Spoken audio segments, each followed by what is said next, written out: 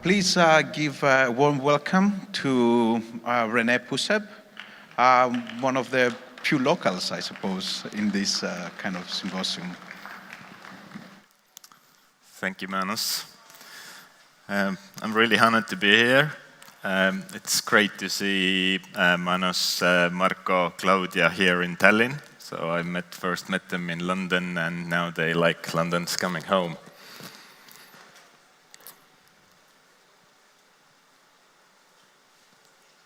Is my presentation on? So the topic I'm going to talk is bottom-up city. And that's not mine.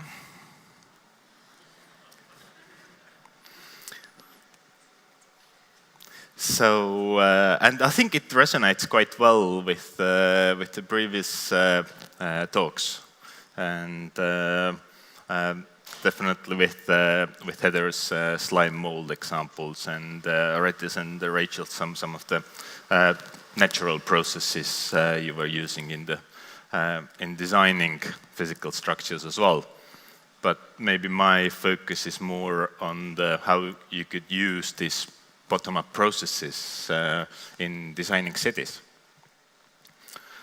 And as a very first thing, we're gonna look into a structure and morphology of a bottom-up city that's perhaps closest to us. Well, it is closest. It's about 200 meters from here. It's an old town of Tallinn. So as soon as we get on something on the screens, I think it will be easier to see it rather than me telling you. How are we doing?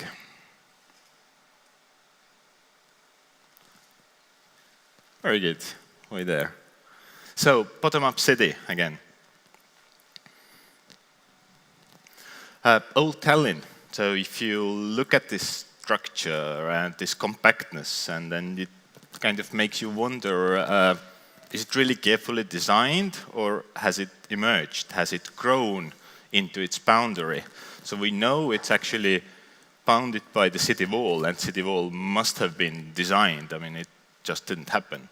But how the city itself happened within these walls, that's a question, and no one really has a good answer. So it might have been both. It's carefully designing, but not just the layout of it, but rules of how things are built within it. So it's almost like bottom-up. So you design the rules, not the layout itself. Now, the question really is, can we use some kind of similar approach to design the cities of today? So can we actually create this really compact, this interesting, this human scale structure?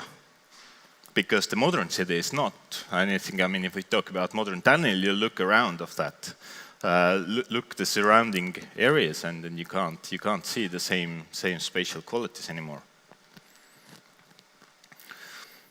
So I think it's almost become a cliché to compare cities to plants or natural organisms. And there are many similarities. I mean, if you look at the structure of a plant leaf or a structure of the city, you can see actually there's a circulation, and there's spaces to be served, or spaces of production. I mean, in plants, it's a production of oxygen, and in cities, it's dwellings or production of goods in the city. But as Alexander already said, the city is not a tree. So cities, in a way, it's as complex as natural organisms, because it's consisted of natural organisms, but it's also complicated, because there are so many stakeholders, different organizations, city government, inhabitants, and it's actually a lot more. It's complex and complicated together.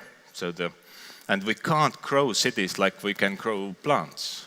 I mean, for start, they actually don't expand. If you look at how the leaf of the plant grows, then it kind of maintains the structure, it elaborates its structure, but it also expands. And the circulation expands, and it doesn't happen like that in cities. So how can we tame these complex and complicated compounds that cities are? And a couple of actually new approaches been suggested. One is big data and smart cities. And there's lots of fear of that as well. There's people think that if you're actually making cities smart, and you make more data of it, there are players who actually start using this data for their benefit, and then we as individuals, we lose control. Well, I cannot really agree with that, because I think city is such a complex compound that you can't really tame it. All you can do is kind of choreograph it. So you not really control it. You can't control the processes. We as planners or architects can be the choreographers of these processes, and we can do it through shaping the physical body of the city.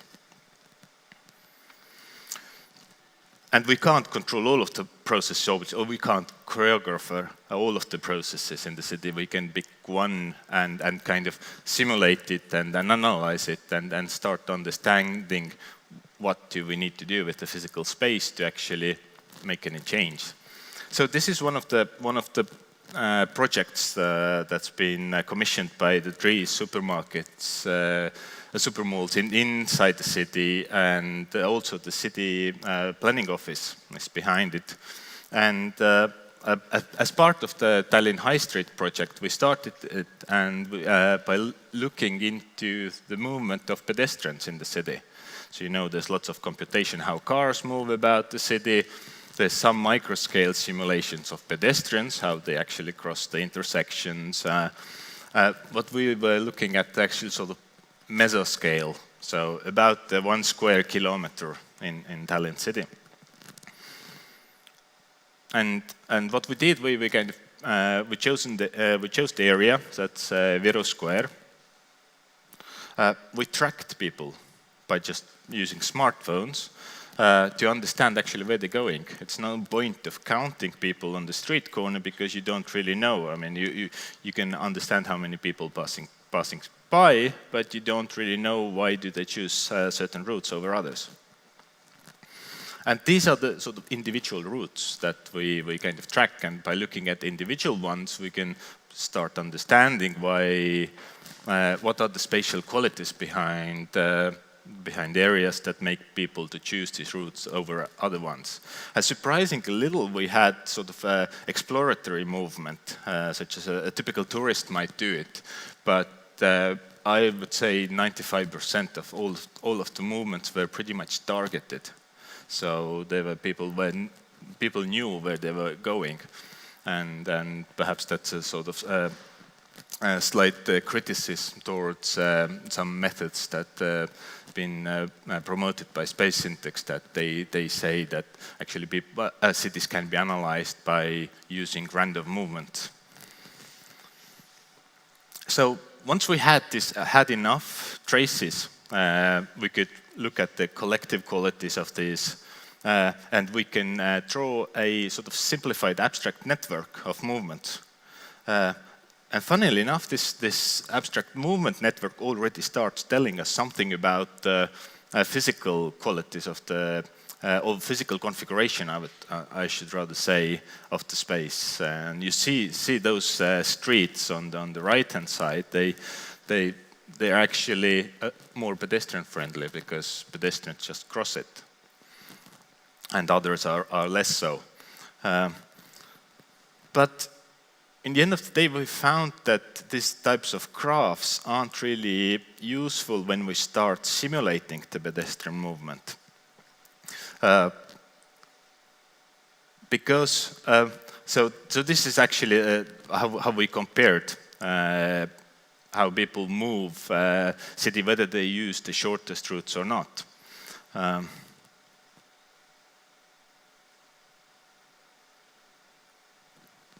go back. So, and it was actually 35% only that used the shortest routes. And that was quite surprising, although there's a caveat there. So some people actually tended to cross roads where others would never do it. I mean, some courageous guy just ran over Viru Square, and that's it. That actually becomes the shortest route. So, and that kind of leads us to the realization that you can't use the graph-based movement networks to kind of start understanding where the simulated pedestrians go. So instead, we came up with this idea of walkability landscape. So you can consider urban streetscape as values of walkability. So sidewalks are better walkable. Some parks are really good to walk. So you could almost start quantifying, and even roads are walkable. I mean, we've seen it. People just use it for walking, although it's illegal. So, and with this landscape idea, so we could actually give values for each of these areas in the city based on our observation, seeing actually what do we think of what could be the walkability index of one street as compared to another one. And based on these values, we can take it further and compute distances in the city. So now these are not metric distances anymore. They're more like perceptual distances, or we call it cognitive distances. So how far is one place from any other place in terms of how people might feel the distance of it? So for example, this gradient shows the cognitive distances from the city center point of Viru Keskus, of Viru center. So, and you see actually how this sort of cognitive distances propagate. If you look at the Forum intersection on the top right corner, you can see how the roads actually block the cognitive distances propagating, but you still have the sort of cognitive distances along the pedestrian crossings. Now, we used something called agent-based simulation behind it. I'm not going to dwell into these details. Essentially, we have a simulated walker that can read these cognitive distances within the map of walkabilities. And it finds the shortest route by cognitively shortest route then. Now, we ran a couple of tests. What would actually happen? What would be the right values to make people to use the pedestrian crossing instead of just crossing the road illegally? And then these are a couple of examples. This is a simulation screenshot around Viru pedestrian tunnel between Viru Keskus and Kaubamaja. And as we observed, some people, especially some groups of people, like elderly people and also female, actually, kind of tended to avoid tunnel more. Especially we noticed young males just running through the tunnel. So, and we can actually simulate that as well. We just say that for different people, this perception of walkability is different. So it's not uniform. It's not a single source of truth. It's different for different groups, that's to say. And that's roughly the simulation. It's not the finished work, so we're still looking for the input data to actually know what's the expected input out, actually origin and destination matrix. So where do people come and where do they go? Unless we know that, or at least estimation of that, we can't really use this simulation to actually inform the future design scenarios. Interestingly enough, we spotted the simulation already started to telling us something about the space, and there's a place where simulated walkers cross the road illegally. And if you notice the place and you know Tallinn, and you might have actually crossed the road there as well. It's between Kaubamaja and Estonian, what used to be Estonian Academy of Art. So it's not to say that we couldn't have observed it, but it's kind of leads us to the conclusion that we can start reading some behavior of the simulation to understand what might go wrong with different design proposals. And now, how could we then use it? We could, if we get it close enough to the reality, and then we can compare it to what's happening now in the city center, then we can project it in the future. We can actually add the High Street of Tallinn, the new design proposal. We can add the new Tammsaare Park. And we can start analyzing these things in terms of how these new spatial features affect the people's movement. And this is a little closer up simulation. Again, there's no real data at the moment, although we think we got the walkability indexes quite close.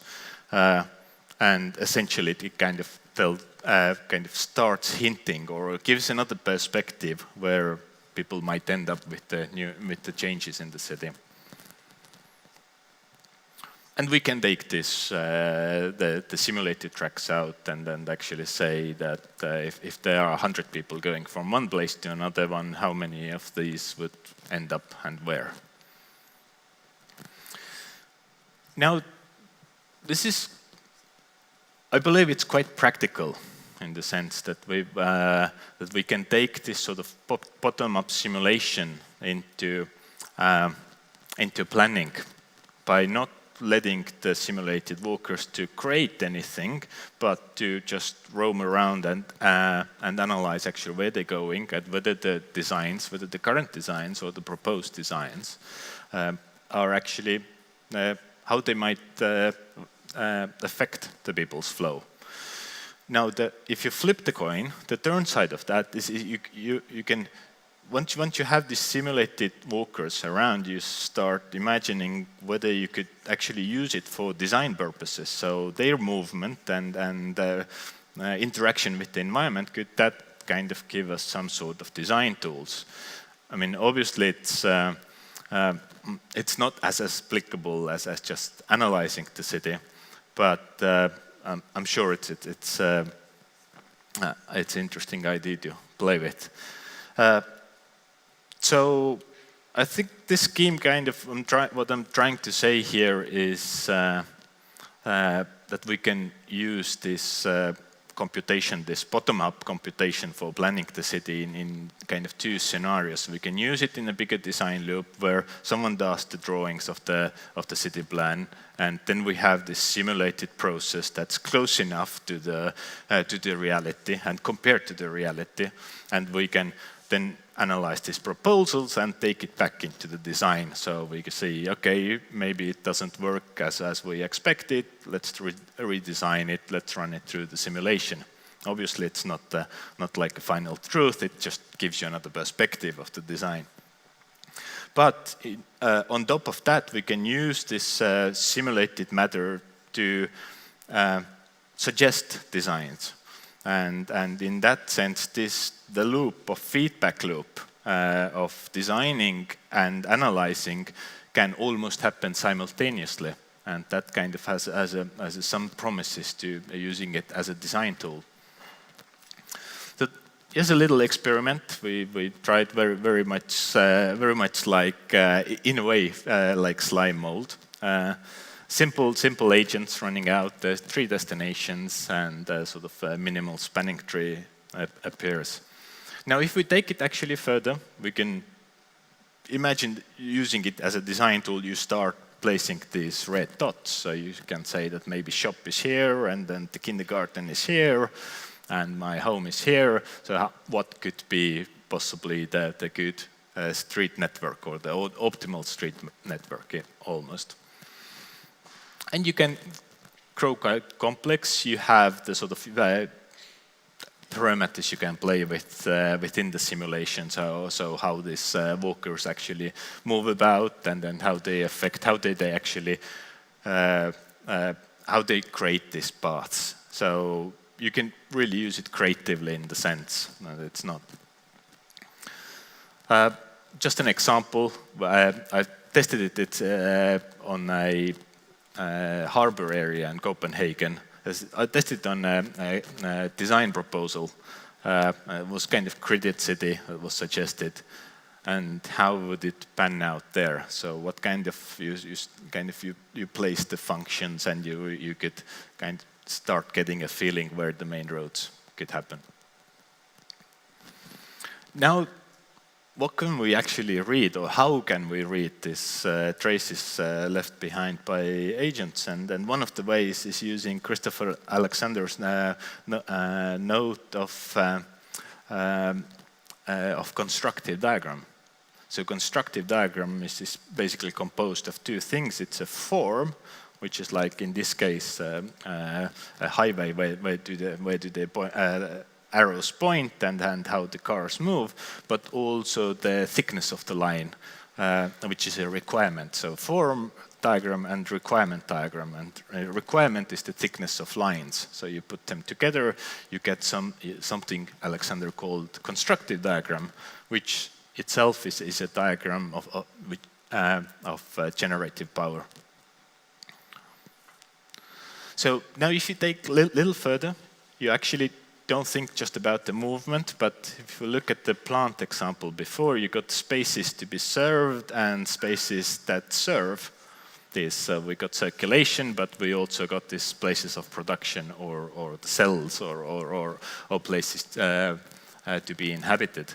And you can imagine that you have some sort of interplay between these. So people want to go there where there are more things happening, but these functions that need more people want to be there where there are more people. So it's kind of a feedback mechanism.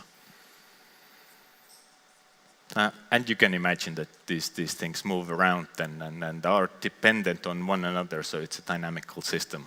And it doesn't stop, it just keeps going. So as a design tool, we can actually we still need designers to say that, okay, are we getting closer? We need designers to actually say what are the basic rules. We need the designers to actually play with it.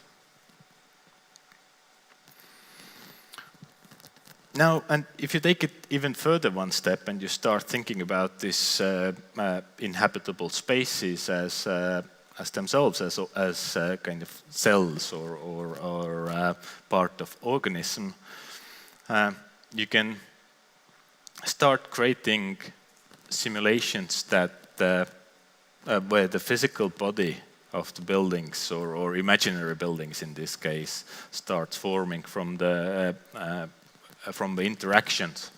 So this actually stems from early work from Bill Hillier and Paul Coates. I think why I had this slide here is just to tell kind of for us to realize that it's not the new phenomenon or new technologies we're looking at. It's been there for a long time.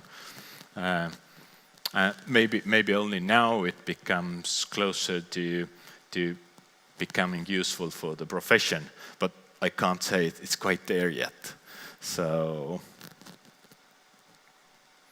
and getting back to this example, this one was we treated the spatial units as agents themselves who have liberty to move around, to find a good place. We put it through analysis, sun analysis.